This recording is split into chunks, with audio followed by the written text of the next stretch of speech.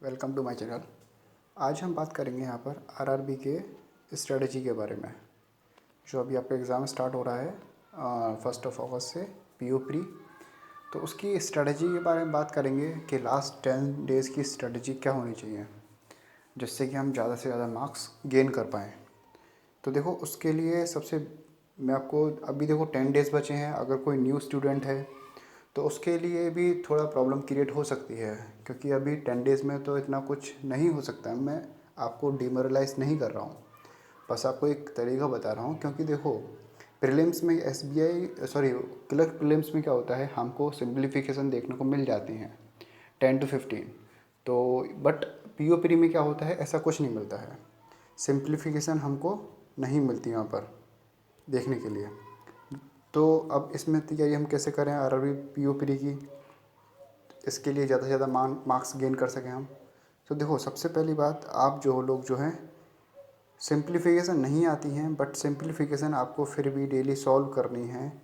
कम से कम आप डेली इस टाइम पर सॉल्व करिए 100 क्वेश्चन डेली।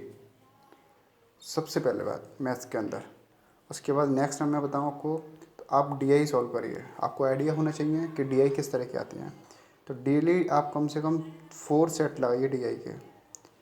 कम से कम 4 सेट आपको लगाने ही लगाने हैं। इसके अलावा कुछ नहीं है। सही बताऊँ आपको तरीका, यहाँ से आपको आइडिया हो जाएगा कि हाँ डीआई आती कैसी हैं, क्योंकि बहुत से बच्चों को आइडिया नहीं होता डीआई आती कैसी हैं। उसके अलावा आप क्या कहते हैं, मैथ्स के अंदर आप स्क्वायर लर्न कर लीजिए। स्क्वायर लर्न करिए अपना, और क्या कहते हैं, क्यूब्स लर्न करिए, इनकी प्रैक्टिस करिए। स्क्वायर हो गए, आपको स्क्वायर लर्न होने चाहिए कम से कम 30 तक। उसके बाद क्यूब्स हो गए, क्यूब्स आपको लर्न होने चाहिए कम से कम 20 तक। ये आपको हेल्प करेंगे बहुत ज़्यादा। बाकी का अगर हम बात करते हैं रीजनिंग की, तो रीजनिंग में आप जो है सबसे ज़्यादा देखो, अभी अब लास्ट 10 डेज़ बचे हैं।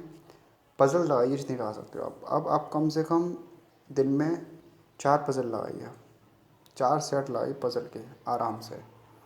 उसके बाद अगर हम बात करें और किसी चीज़ की, जो एक्स्ट्रा टॉपिक्स होते हैं मिसलेनियस में जो आते हैं, तो उस चीज़ के लिए देखो मैं आपको एक और तरीका बता रहा हूँ।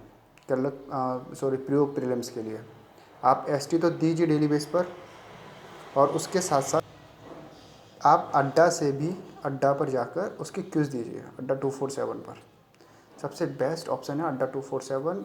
इसमें आप जाकर डेली कम से कम 2 से 3 क्विज़ दो पीओ प्रीलिम्स की। वहाँ पर जाकर पीओ प्रीलिम्स की डेली 2 से 3 क्विज़ दो, मैथ्स की अलग और रीजनिंग की अलग। बस, बाकी कुछ मत करो, आपको मार्क्स अपने आप मिल जाएंगे।